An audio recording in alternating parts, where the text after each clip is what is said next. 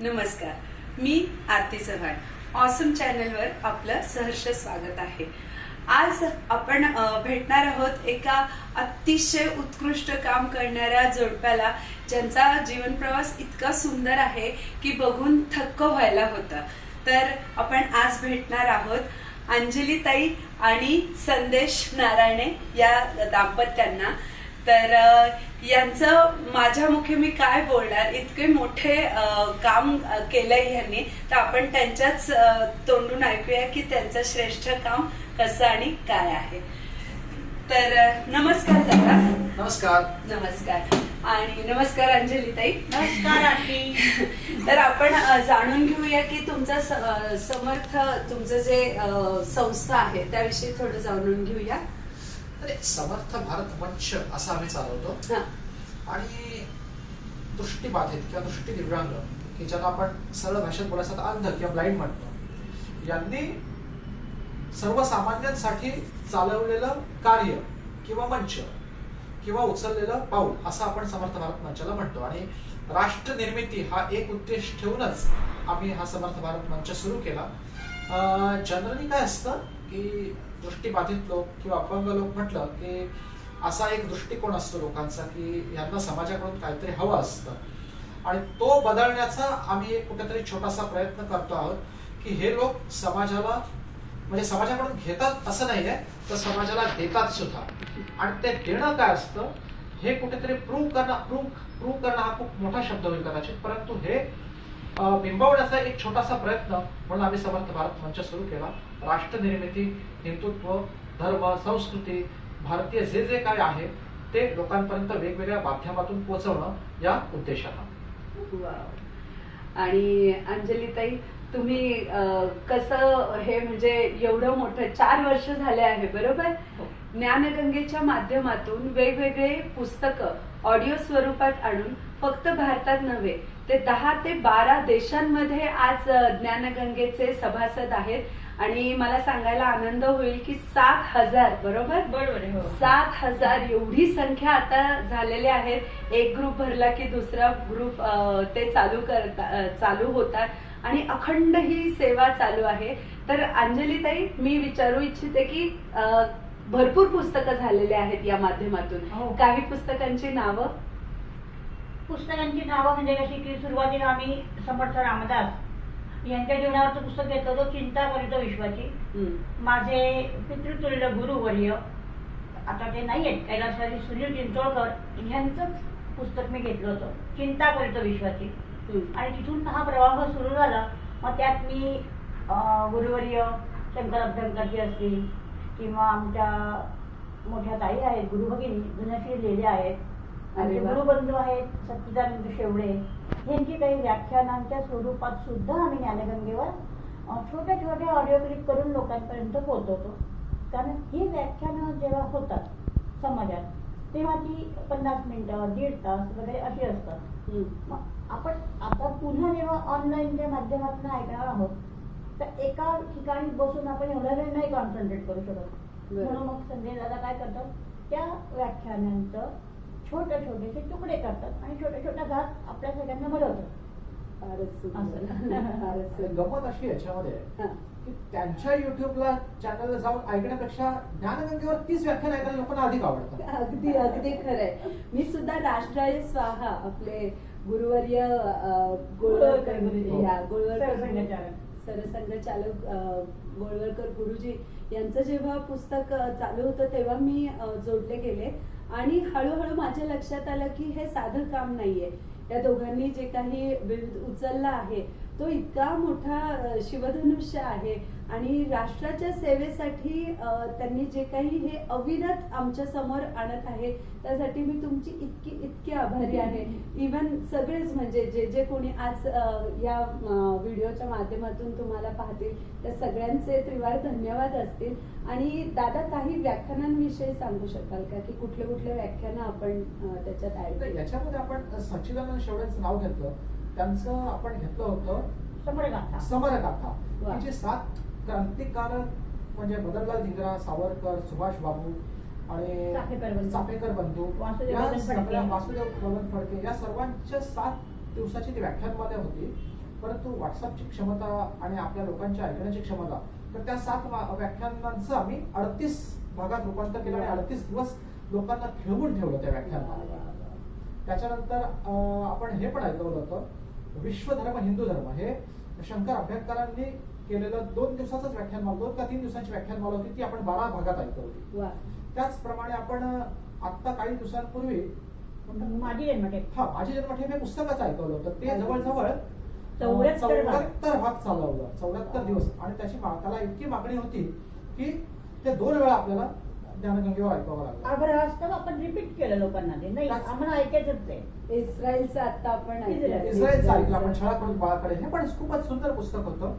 त्याचप्रमाणे आपण नावाचा गजर हे सुद्धा सौ लीला कैलासवासी लीला गोळे यांचं पुस्तक ऐकलं होतं आणि त्याला सुद्धा प्रचंड प्रतिसाद मिळाला. म्हणजे असं कुठलंच पुस्तक नव्हतं की ज्याला प्रतिसाद नाही मिळाला. इनफॅक्ट लोकांना ते आवडत गेलं आणि लोक जोडले जात आहेत आणि निरंतर जोडले जातात. आता मला वाटतं फोन जर मी खिशातून काढला तर 2-4 रिक्वेस्ट आलेले असतील की आम्हाला समाविष्ट करून घ्या म्हणून. हा व्हिडिओ बघणाऱ्यांना पण माझी नम्र विनंती आहे, आरती चव्हाणांचं चॅनल तुम्ही सबस्क्राईब करा, पण आरतीताईंनाही सांगा की आम्हाला अंजलीताईंची कॉन्टॅक्ट करून ज्ञानगंगामध्ये प्रवेश द्या. तर ह्यासाठी आरतीताई की आपण एक ठिकाणी येऊन जेव्हा पुस्तकं ऐकतोय तेव्हा एक वेगळे व्हायब्रेशन किंवा एक आध्यात्मिक बैठकही तयार होते.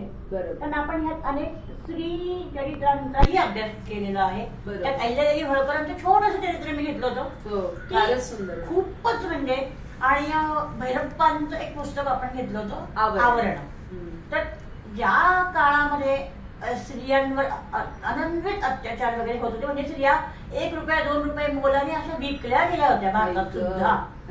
तो काळ म्हणजे औरंगजेबाचा काळ होता तो.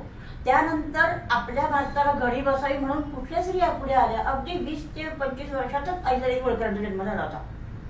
आणि त्यांनी आज जे घट आणि घाट निर्माण केले, मंदिरं निर्माण केली, म्हणून आपण आज भारतात एवढ्या सगळ्या संस्कृतीला टिकवून धरण्यासाठी उभे आहोत. आणि हेच काम अहिल्यादेवी होळकरांनी कसं केलं, तुम्ही ते चरित्र, खरंच माझी नम्र विनंती आहे की स्त्री म्हणून आपल्याला जेव्हा आपण म्हणतो की स्त्रीमुक्ती चळवळ हे ते, अहो एका कुटुंबातल्या 18 स्त्रिया सती गेलेल्या असताना अहिल्यादेवींनी किती जीव धरला असेल आणि केवढं काम हे त्या काळात केलेलं आहे. आणि आता तर खरी संपदा आलेली आहे. आता तर खरं भारताचं सुवर्ण काळ म्हणता येईल. तर ह्या काळामध्ये खरं स्त्रियांनी पुढे येऊन राष्ट्र निर्मितीसाठी सुद्धा काम केलं पाहिजे असं मला वाटतं. तर आणखी एक सांगेन, आता तुम्ही जे बोलताय यात आमचा मोठेपणा काही नाही. जे आहे ते राष्ट्राचं आहे, या हिंदू धर्माचं आहे, या संस्कृतीचं आहे. देशाबद्दल जाणून घ्या, अभ्यास करा, इतिहास वाचा, समजून घ्या. जो वाचतो, समजतो तो, किंवा त्यांच्या हातून, त्या लोकांच्या हातून त्या चुका पुन्हा घडत नाही आणि त्या घडू नये. आणि अधिकाधिक वाचन करून जे सत्य आहे ते आपल्याला माहीत व्हावं, फक्त आणि फक्त हाच उद्देश ठेवून आम्ही हे सगळं करतो आहोत. आमचा मोठेपणा किंवा याच्यामध्ये असं काही नाहीये, किंवा विलक्षण किंवा अबनॉर्मल किंवा काय खूपच जोरदार असं पण काही नाहीये. हे साधं कार्य आहे, आपल्या सर्वांच्या सहकार्याने हेच चाललेलं आहे. फक्त मी कधीही आव्हान केलं नाही का, तुम्हाला इतक्या साऱ्या भगिनी वर्ग आणि पुरुष वर्ग पण जॉईन होतो की ताई आम्हाला काहीतरी सांगा. इतके सारे रिक्वेस्ट जेव्हा येतात की यांना ऍड करायचे ग्रुपमध्ये, ज्यांना ऍड करायचे, तर खूप सारे लोक मला येऊन मदतही करतात. आणि आमच्या पुण्याच्याच एक ताई आहेत, त्यांच्याकडे 400 व्हॉलेंटियर्स आहेत. ताईंनी मला सांगून ठेवले, प्राचीन गुर्जर नाव आहे त्यांचं, की तुला कधीही कुठलं पुस्तक लागलं तर मी तुला कधीही मदत करीन. अतिशय आनंदाने त्या मदत करतात. अगदी आता जेवढं दादा बोलले त्यांचा फक्त मनाचा मोठेपणा आहे. आणि इतकं श्रेष्ठ काम करत असतानाही जमिनीवर पाय ठेवून त्यांचा एकमेव हाच उद्देश आहे की वाचन संस्कृती वाढावी. तुम्हाला नाही वाचन करता येत आहे तर तुमच्यासाठी इतकं सुंदर प्लॅटफॉर्म तयार केलं गेलं आहे. आणि त्या निमित्ताने खरंच सगळ्यांना अगदी हात जोडून विनंती आहे की ज्ञानगंगेवर ही जी अविरत परंपरा ह्या लोकांनी चालू ठेवली आहे वाचनाची, चांगले चांगले पुस्तकं घेऊन येणं आणि ते खूप कष्टाने आपल्या समोर आणणं हे साधं काम नव्हे. पण ताई आणि दादांना देव उदंड आयुष्य देव, आणि ह्या कार्यासाठी आमची काही मदत लागली तर कायम आम्ही राहूच सोबत. तर अजून एक जाता जाता अगदी त्यांना इतक्या लोकांना भेटायचंय पण वेळात वेळ काढून माझ्यासाठी आले. तर मला फक्त भैरप्पा जींबरोबरचा तुमचा थोडा अनुभव कथन करा. एस.एल. भैरप्पा हे एक खूप जोरदार व्यक्तित्व आहे. जवळजवळ कन्नड साहित्यातलं महत्त्वाचं म्हणजे कन्नड साहित्यातलंच. परंतु आता जर विचार केला तर तंत्रज्ञान आणि या सगळ्या गोष्टी आल्यामुळे भारतातलंच ओव्हरऑल, कारण सर्वच भाषांमध्ये त्यांच्या पुस्तकांचा अनुवाद झालेला आहे आणि आता भारतातला असा कुठला प्रांत बाकी नसेल की जो भैरप्पांना ओळखत नाही. पण मुख्यत्वे त्यांनी जे लेखन केलेलं आहे ते कन्नड भाषेतून केलेलं आहे आणि खूप मौलिक आणि अभ्यासपूर्ण पुस्तकं त्यांनी आपल्याला दिलेली आहे. त्याच्यातलं आवरण तर आपण समूहावर ऐकवलंच, पण माझा तुम्हाला सर्वांना आग्रह आहे की आवरण सोबतच वंशवृक्ष, धर्मश्री, तडा, पर्व ही पुस्तकं सुद्धा आपण वाचावी. आणि या प्रत्येक पुस्तकाचा एक विशिष्ट अँगल आहे, एक विशिष्ट दृष्टिकोन आहे. तो जर आपल्याला समजला, म्हणजे काय म्हणतो ना आपण, भैरप्पा म्हणजे आपण इंग्रजीत म्हणतो की he is a living legend, म्हणजे एक जिवंत कोश आहे तो. 93-94 वय आहे आणि अशा माणसाबरोबर आम्हाला तब्बल 50 मिनिटं नॉनस्टॉप आम्ही बोलत होतो.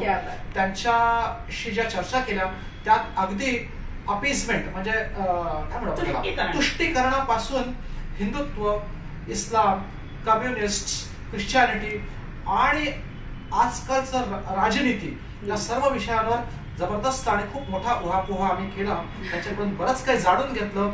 आम्हालाही आमचे विचार त्यांच्या समोर सांगता आले, प्रकट करता आले. म्हणजे एक मोठं सद्भाग्य म्हणू आपण आयुष्यातला एक असा विलक्षण दिवस की जो म्हणतो ना आपण की काही गोष्टी अशा असतात की आपण त्या जतन करून ठेवतो, त्या आपल्या बरोबर शेवटपर्यंत राहतात. असा तो दिवस होता, असा तो क्षण होता, असे ते क्षण होते 50 मिनिटांचे. आणि महाराष्ट्राचा म्हणू आपण तर पुण्यातलं व्यक्तिमत्व म्हणजे उमा कुलकर्णी यांनी खूप मोठं काम उचललेलं आहे. त्या एक प्रकारे भैरप्पांच्या माणूस कन्याच आहेत, कारण त्यांनी भैरप्पांचे हे कन्नड साहित्याचं भाषांतर हे टोटल मराठीमध्ये केलं आणि आपल्यापर्यंत भैरप्पांना पोहोचवलं.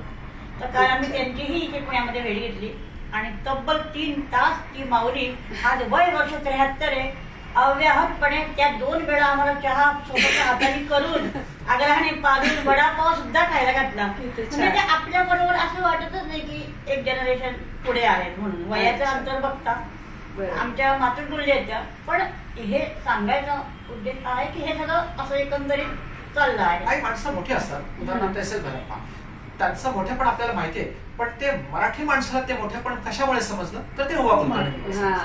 त्यांनी पुस्तकं मराठीत आणली नसती तर आपल्याला भैरप्पांच्या पुस्तकांचं काहीच मूल्य किंवा त्याची माहिती कळली नसती. बरोबर.